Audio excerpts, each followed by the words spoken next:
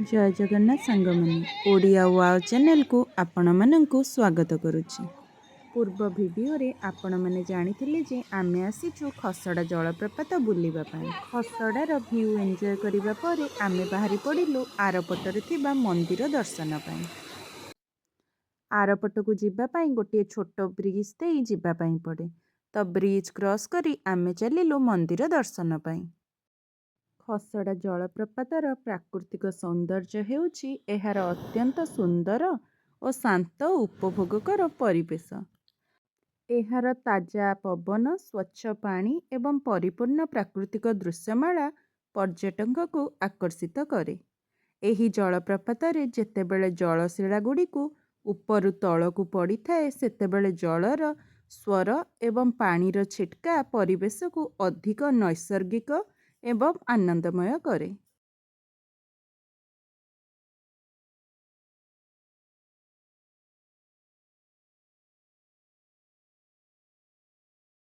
Eighty पहाड़ी अंचल रे होइथिबारु मोबाइल रो नेटवर्क मध्य नथिला।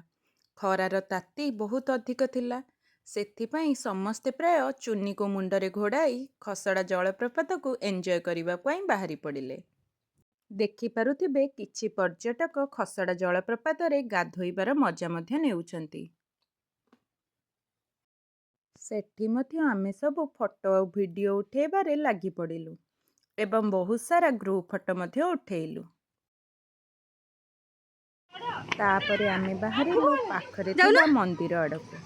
सेठी बहुत सारा पाहाच थिला, खरा सहित एते पाहाच उठेया पई समस्तंग मनरे साहस नथिला, तो सेठी मध्यरु आमे किछि बाहरी गलु ऊपर मंदिर दर्शन पई।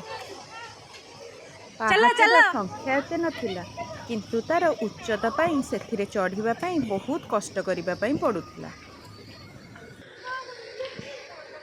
देखि पारुथिबे समस्ते केते टायर्ड।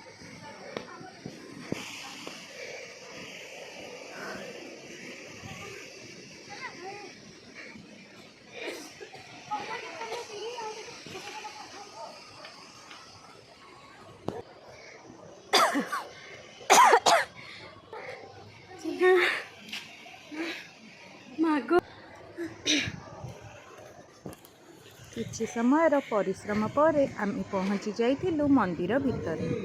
सेठी अनेक देवादेवींकर फोटो मूर्ति थिला। किछि समय सेठारे बसिलु एवं ठाकुरंको प्रार्थना करी पुणी बाहरी आसिलु आम भोजीस्थल।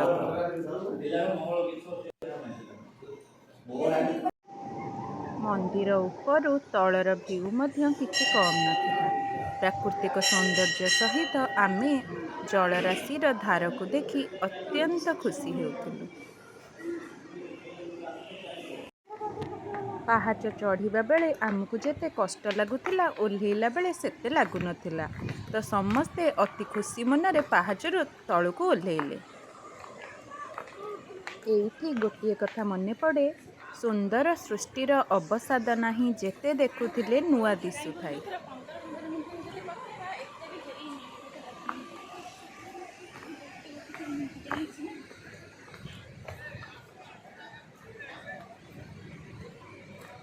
मंदिर तले आमर किछि सांग आमको अपेक्षा करथिले फोटो उठाइबा पई, तो आमे जल्दी जल्दी पाहाच ओल्हाई तले पहुँची जाइथिलु।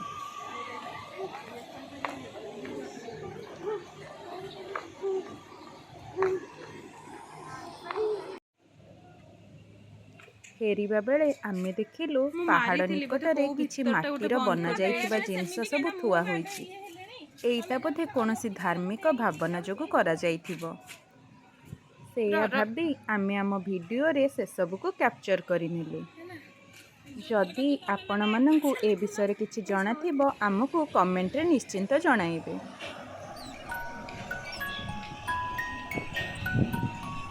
सेठी ठिया होई मध्य आमे आउ किछिटा फोटो उठाइलु।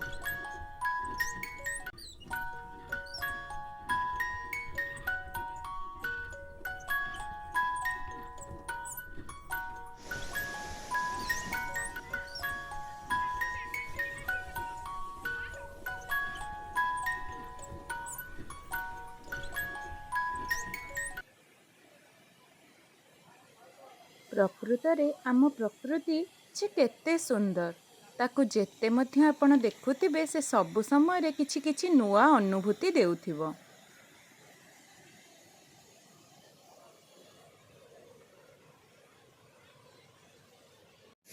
ଆପଣମାନେ ଯଦି ଏଠାକୁ କେବେ ଆସୁଛନ୍ତି ତେବେ ସତର୍କର ସହିତ ଏହି ଜଳପ୍ରପାତକୁ ଏନ୍ଜୟ କରିବେ, କାରଣ ଏହାର ନାମ ଯେପରି ଖସଡ଼ା ସେହିପରି ଏହାର ଶିଳା ଗୁଡ଼ିକ ବା ପଥର ଗୁଡ଼ିକ ବହୁତ ଖସଡ଼ା।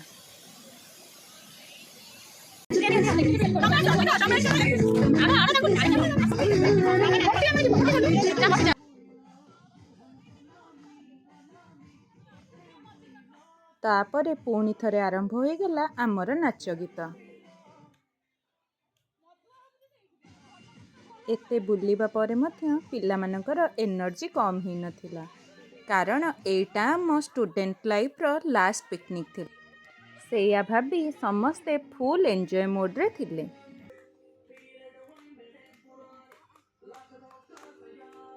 ମୋନାଲିସା ଆଉ ସାରଳାର ଡ୍ୟାନ୍ସ ଦୃଷ୍ଟି ଆକର୍ଷକ ଥିଲା।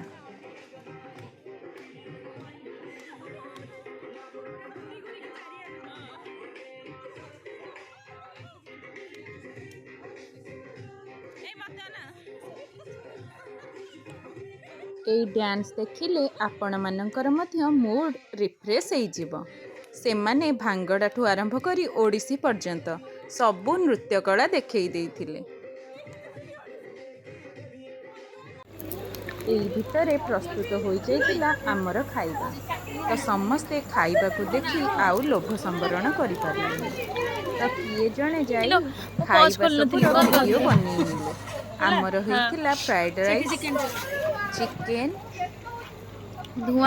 ଡାଲି, ସାଲାଡ଼, ପାମ୍ପଡ଼, ମସରୁମ୍ ଆଉ ଲାଷ୍ଟକୁ ଆମର ହେଇଥିଲା ମିଠା।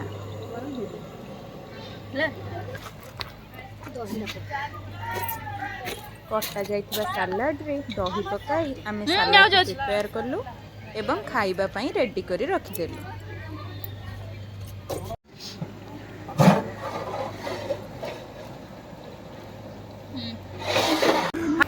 ତମର ଜିନିଷ ଏଇଟା ଭାଇ କୋଉଠି ଆଉ ଭଲ କଥା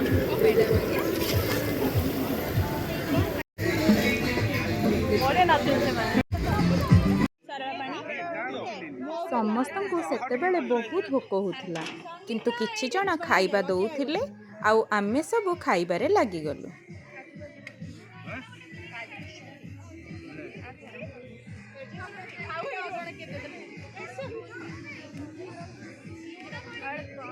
ଡିପି ଡାଏଟ୍ କନସିୟସ୍ ହୋଇ ଅଳ୍ପ ଭାତ ନେବ ବୋଲି କହିଲା, ଆଉ ଆମେ ସବୁ କିନ୍ତୁ ଫୁଲ୍ ଭାବେ ଖାଇବା ନେଇଥିଲୁ। ତାପରେ ଆମେ ସବୁ ଖାଇବା ଆଣିବା ପରେ ସେସବୁର ଫଟୋ ଓ ଭିଡ଼ିଓ କଲୁ।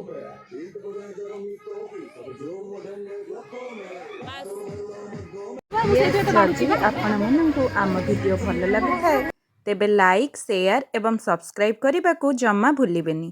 ରହିଲି ସାଙ୍ଗମାନେ, ରାଧେ ରାଧେ।